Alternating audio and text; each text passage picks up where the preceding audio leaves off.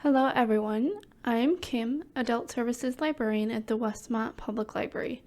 Today I will be talking about The Night House by Yu Nesbo. Award-winning Norwegian author Yu Nesbo's newest book is not his usual forte. Prolific in crime novels, The Night House marks his foray into horror and does not disappoint. The book starts off following 14-year-old Richard, who is currently living with his aunt and uncle in the remote small town of Ballantine. Richard's classmate Tom goes missing, and Richard was the last person with him. Richard insists that his friend was eaten by the telephone booth out by the edge of the woods where they were hanging out.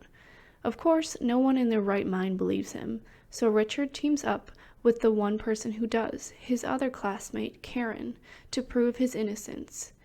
That's when another of his classmates disappears in an equally horrific manner. Who was the last person with him? You guessed it, Richard. I really enjoyed this novel. The Night House reads really fast because of its quick pace. There's no unnecessary detail to slow the story down, which I believe is really helpful for a horror novel to keep the reader on the edge and not get bored.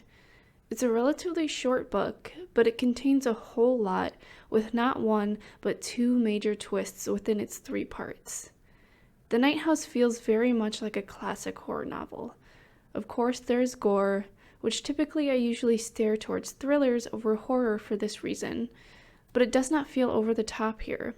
It took me back to my childhood reading and watching R.L. Stine's Goosebumps series, so if you've enjoyed those before, you'll definitely like this book. Also, I would highly suggest The Night House for those who want a good horror read like that of Stephen King's novels, but who don't want to read through 400 plus pages to get there. Finally, if you want another story with a creepy atmosphere, unreliable narrator, and small town feel, check out The Broken Girls by Simone St. James, available for checkout at the Westmont Public Library. Thanks for listening.